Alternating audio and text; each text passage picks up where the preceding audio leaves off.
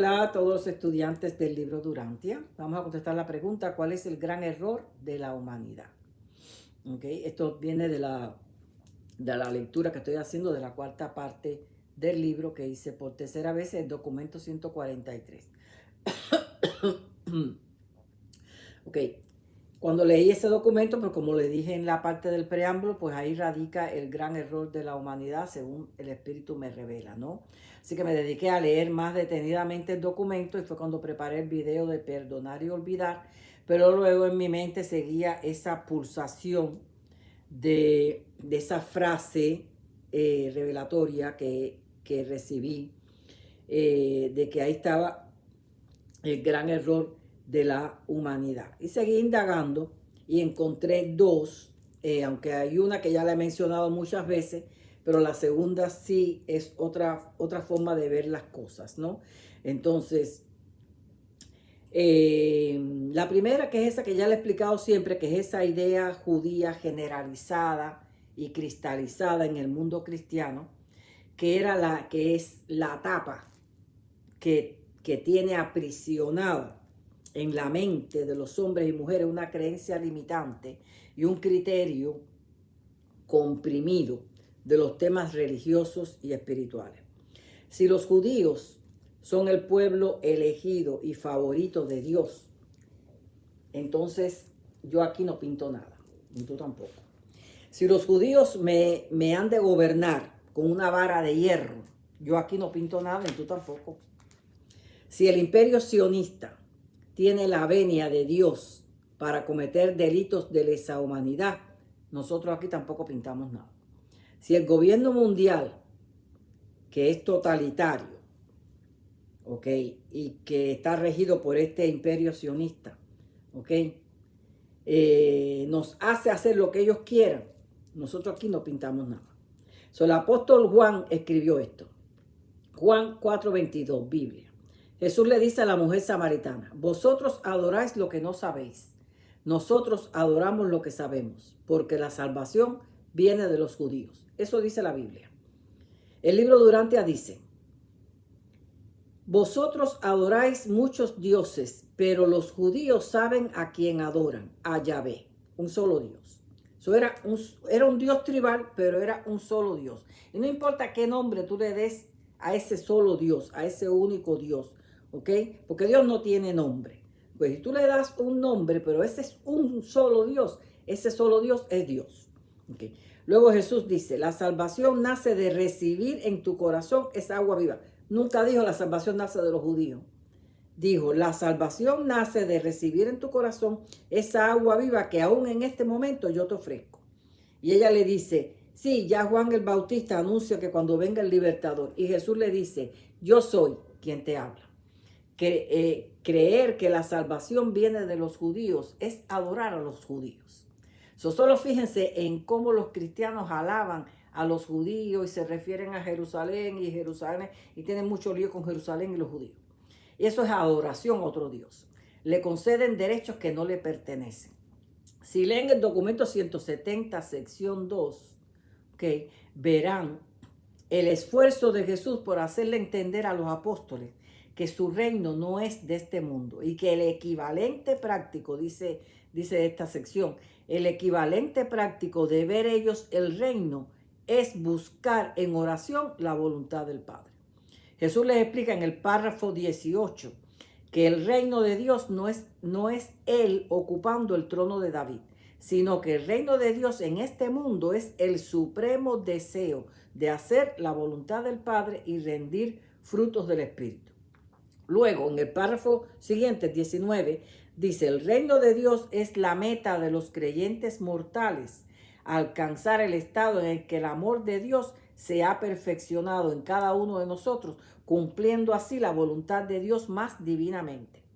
Les enseñó que para ingresar en el reino de Dios se requieren dos cosas: la fe con sinceridad y el hambre de la verdad. Y le explica: hay que venir como un niño para recibir el don de la filiación como un regalo, someterse a hacer sin preguntas la voluntad del Padre y entrar en el reino con plena confianza en la sabiduría del Padre y depender de Él, de Dios totalmente. Entrar en el reino libre de prejuicios y preconceptos, tener la mente abierta y dispuesta a aprender como un niño pequeño, tener sed de rectitud, un cambio de actitud mental, la adquisición de la motivación para ser como Dios y para encontrar a Dios. Así que vemos dos grandes errores, ¿no? Primero, el de los judíos, y segundo, que no entendemos esta parte. ¿Ok? Entonces, uno es creer que los judíos son el pueblo elegido de Dios, los favoritos de Dios, y que por eso tienen el derecho de matar para conquistar una tierra prometida que nunca fue prometida por Dios, porque las escrituras no fueron inspiradas por Dios. Y que el cristianismo apoya porque la conquista de la tierra prometida justifica sus delitos de lesa humanidad. El mundo cree en los medios. Israel es un estado falso.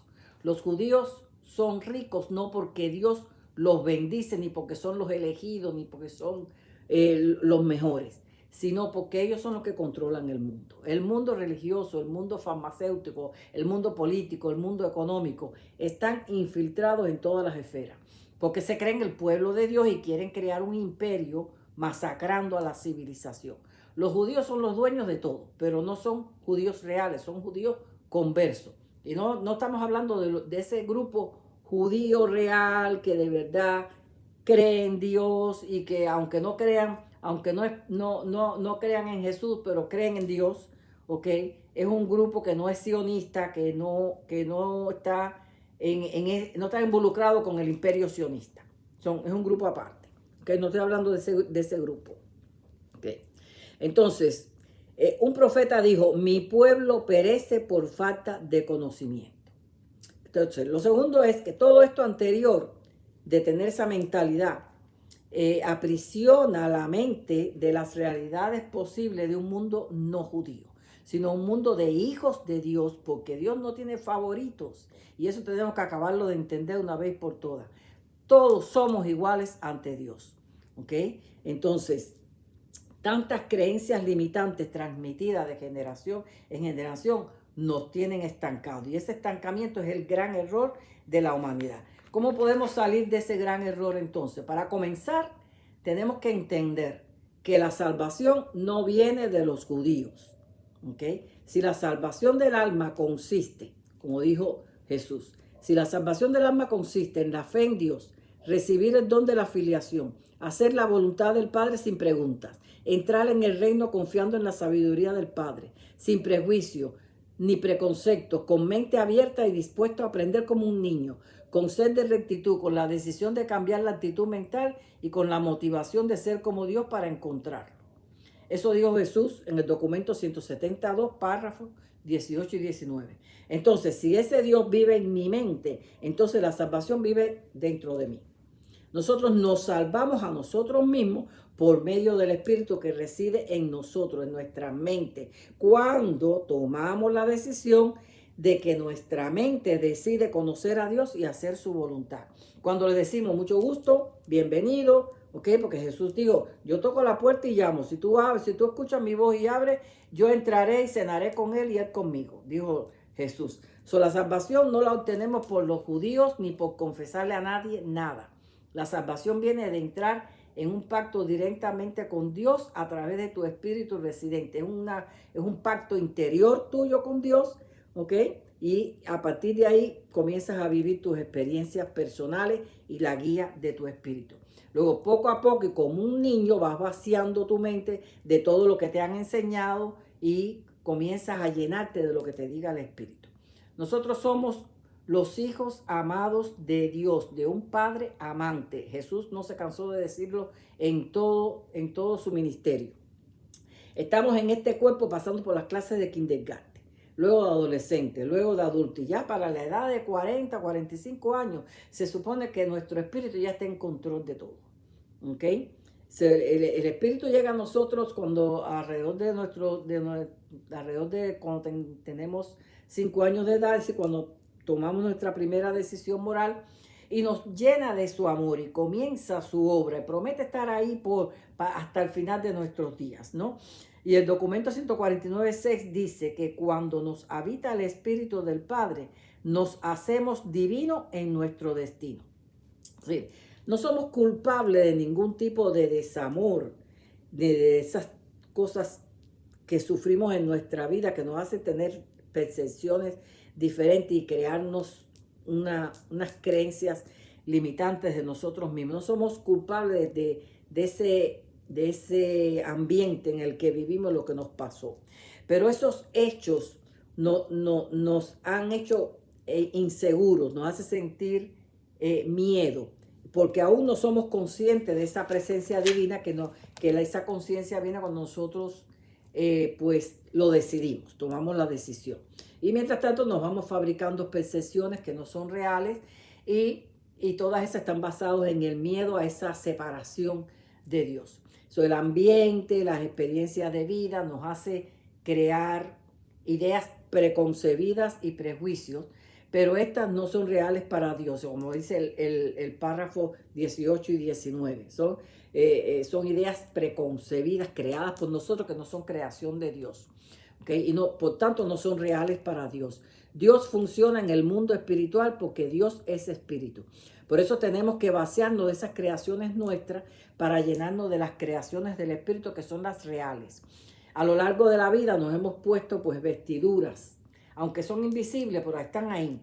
Son vestiduras, tenemos vestidos de temor, de culpa, de inseguridad, de dudas, de resentimiento, de odio, de celo, de envidia, de intolerancia, de impaciencia, de deslealtad, etc.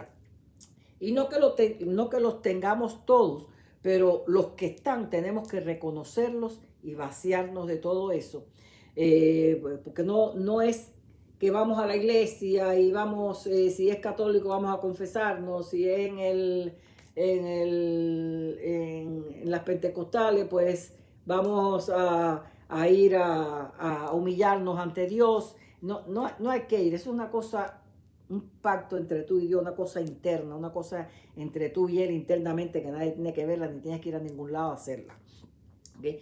Porque si todo eso que uno hace ceremonial y cosas así, pues esas son vestimentas falsas, falsa humildad.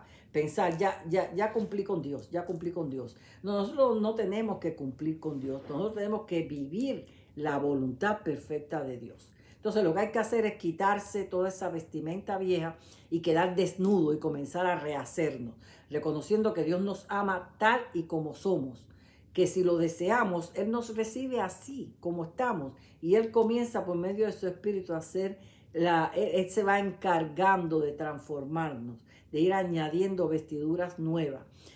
Dios siempre añade, no quita. Nosotros somos los que después sabemos qué nos conviene y nosotros vamos separando. ¿Okay? Tenemos una sensación de separación de Dios, pero no es así. Nunca, el Espíritu nunca se ha separado de nosotros.